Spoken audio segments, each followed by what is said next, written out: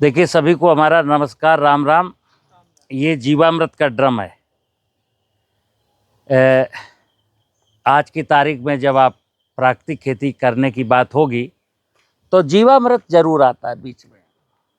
बिना जीवामृत के प्राकृतिक खेती संभव नहीं है। और जीवामृत है क्या? मैंने बताया मित्र कि जमीन में नाना प्रकार के सूक्ष्म जीव, 84 लाख योनियों की माया इस भूमंडल पर बताई गई। कितनी? 84 लाख। जो जो इंसान को दिखी उनका नामकरण संस्कार कर लिया गया। जो जो इंसान के जीवन में अच्छे या बुरे के लिए चीज़ें दिखी उनका नामकरण संस्कार मैंने कर दिया, लिपिबद्ध कर दिया। अभी तक 1,45,000 वनस्पतियों को, जीवों को वैज्ञानिक आइडेंटिफाइड कर पाए। कितना? 1,45,000। अभी 82,55,000 को हम जानते नहीं हैं, लेकिन वो हैं। वो सूक्ष्म जगत की रचनाएं हैं। जमीन में, पानी में, समुद्र में, हवा में जो सूक्ष्म जीव होते हैं वो जमीन में, पानी में, हवा में, सब जगह रहते हैं। जो पानी में, जमीन के अंदर होते हैं उनको कहते हैं अनेरोबिक। जो जमीन की सरफेस पर, पानी की सरफेस पर और हवा में होते हैं उनको कहते हैं एरोबिक। हवा में विचरण करने वाले, ऑक्सीजन लेने वाले, और एक अनेरोबिक मतलब जमीन के नीचे, समुद्र के नीचे गहराइयों पर रहने वाले। उनकी कितनी प्रजातियां हैं? हमें लगता है कि जो अभी 82 लाख आइडेंटिफाइड नहीं हुई उनमें ज़्यादातर तो वही हैं, ना दिखने वाली। तो जमीन में कितने प्रकार के सूक्ष्म जीव हैं किसी को पता ना था, ना है, ना कभी होगा। क्योंकि कब से लेकर के अब तक तो मैंने 1,45,000 को आइडेंटिफाइड किया, और उनमें से ज़्यादातर दिखने वाली। ना दिखने वाली को कौन खोजेगा? किसको पागल कुत्ते ने काटा उनको खोजे, उनका नाम लिखे। लेकिन ये तय मान लीजिए कि इस धरती पर लाखों प्रकार के सूक्ष्म जीव विचरण करते हैं। अब जब मैं स्टूडेंट था तो मैंने राइजोबियम को केवल पढ़ा, यानी कि लाखों में से एक। वैज्ञानिकों ने कहा कि ये राइजोबियम है, दलहनी फसलों में वायुमंडल की नाइट्रोजन को इकट्ठा करता है गांठें बना बना करके। मैंने पढ़ा, वही पढ़ता रहा, परीक्षा दिया, पास हो गया, नौकरी लग गई। जब नौकरी लग गई तो मैंने कहा कि फिर अब और आ गए। अब तो 20-25 हो गए। ये 20-25 भी नहीं है, हो सकता है ये 20-25 लाख भी हो। इस बोतल में 20-25 लाख प्रकार के माइक्रोब्स हैं। हम ये नहीं कहते 20-25 लाख, 2,000 प्रकार, 200 प्रकार, यानी जितना धरती में होना चाहिए वो सब प्रकार के जीव यहाँ पर हमारे हाथ की बोतल में हैं। ये क्या करते हैं जीव? यही तो धरती को बनाते हैं, यही तो शिव के गण हैं, यही तो सब कुछ करते हैं।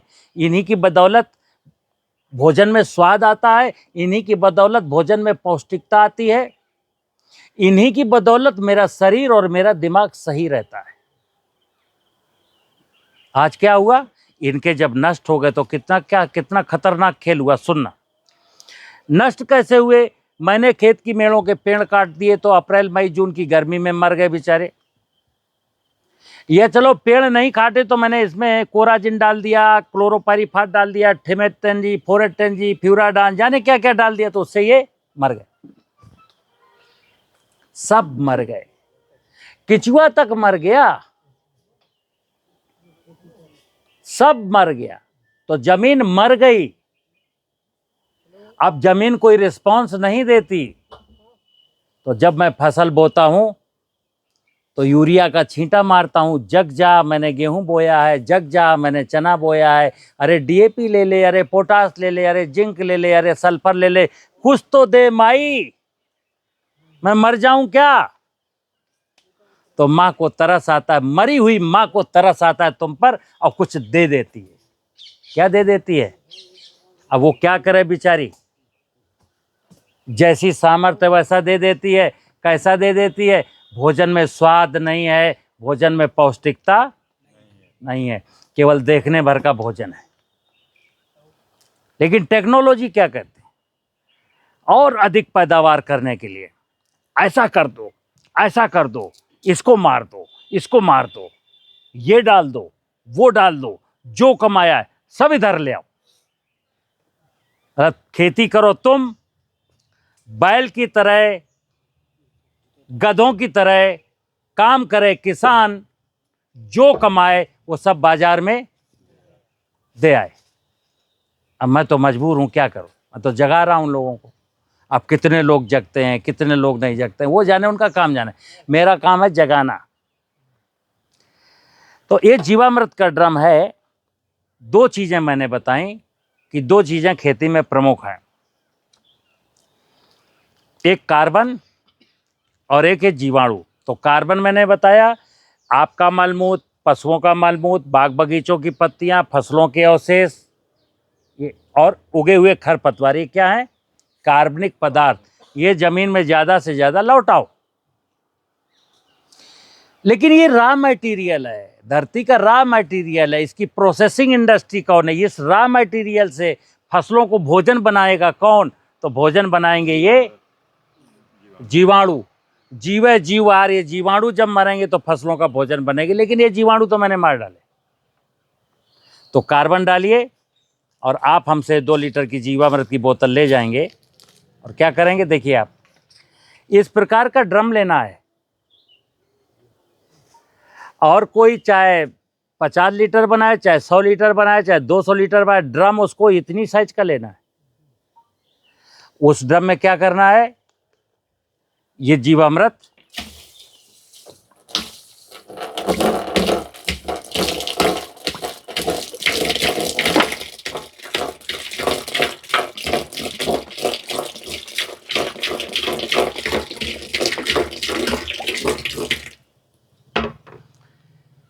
दो लीटर जीवामृत डाल देना है।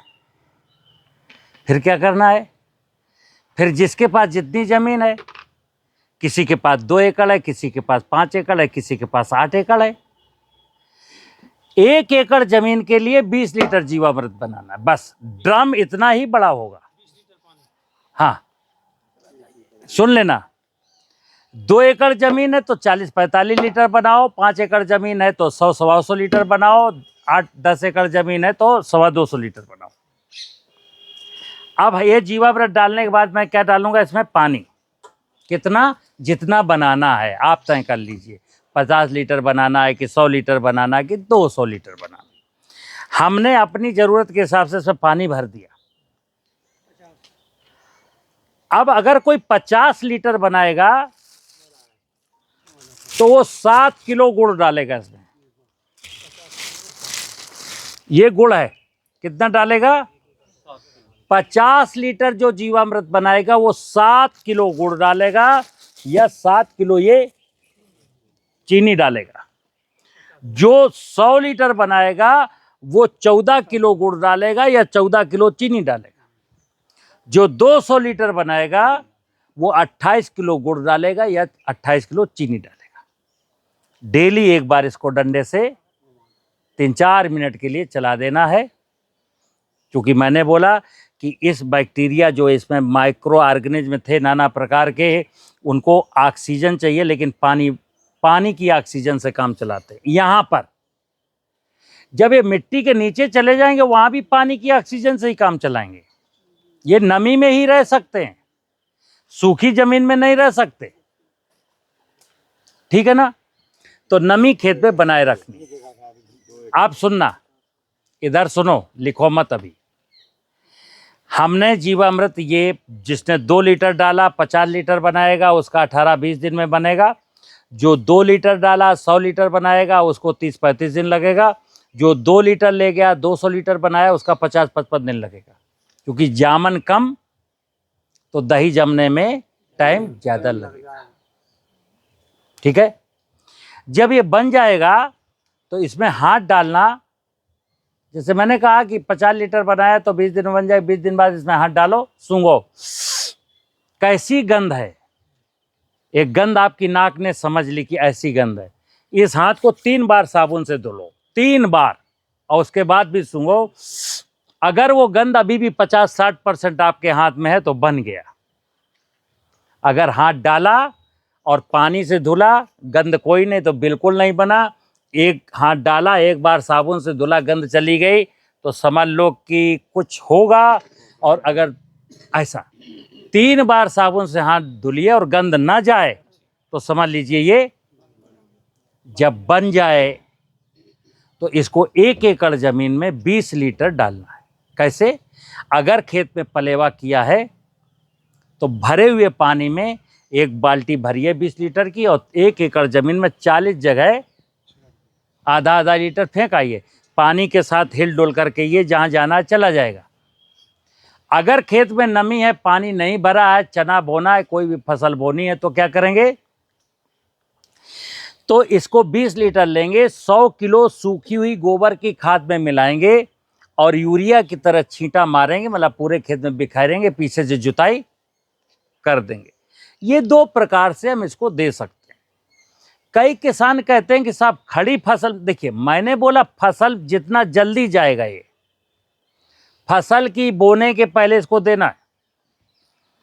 किसी फसल में कोई सब्जी की खेती करता है, फलों की खेती करता है और निमेटोड्स की समस्या है, किसी खास प्रकार की बीमारी है, इतनी लाइलाज बीमारी ठीक ही नहीं हो रही, तो फिर बता दूं, आप फसल बोने के 1 महीना पहले, जैसे मान लो 15 अक्टूबर को आप फसल बोना है, टमाटर लगाना है, मिर्चा लगाना, तो 15 सितंबर को खेत में पानी भरना और इसको दे देना।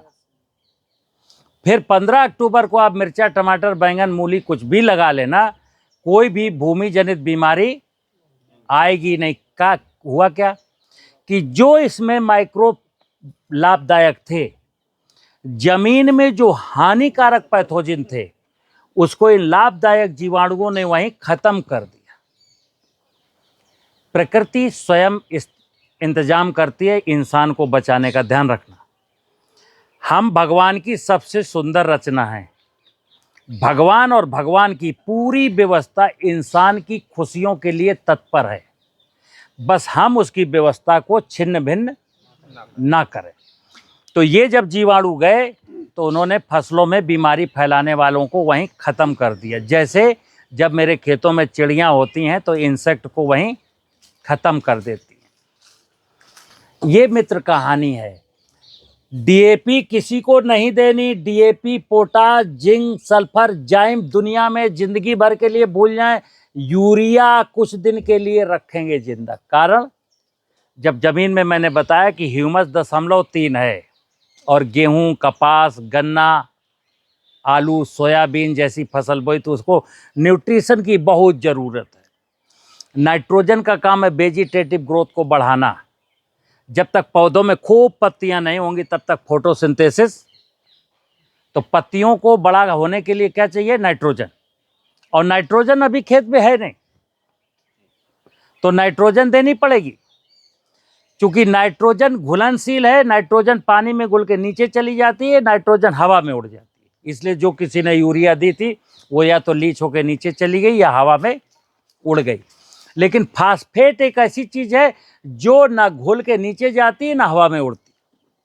आपके खेतों में जानते हो अभी इस सीजन में मारामारी डीएपी की मचेगी। जिस किसान को पिसिया बोना है, जो समझदारी से काम लेंगे, यहाँ से ले जाएंगे, बना लेंगे, समय से डाल देंगे, वो डीएपी की लाइन में लगे ही ना। आपको डीएपी की ज़रूरत ही नहीं है, पैदावार नहीं गिरेगी। बस यूरिया का काम है। जो 45 किलो 1 एकड़ में यूरिया 2 बार टॉप ड्रेसिंग में देते थे, अब क्या करना है? 15 किलो बुआई के समय दे देना, 15 किलो पहले पानी में दे देना, 15 किलो तीसरे पानी में दे देना। जितना गेहूं आपका पहले पैदा होता था उतना ही गेहूं पैदा। प्राकृतिक खेती करने के लिए जमीन को समझना है। और हमने जमीन में क्या जीवांश को बढ़ाया है। जीवांश को बढ़ाने के लिए कार्बन का ऐड करना है और जीवामृत बना के डालना, बस इतनी सी कहानी है। ना कोई फर्टिलाइजर लगना है, ना कोई बीमारी लगना है।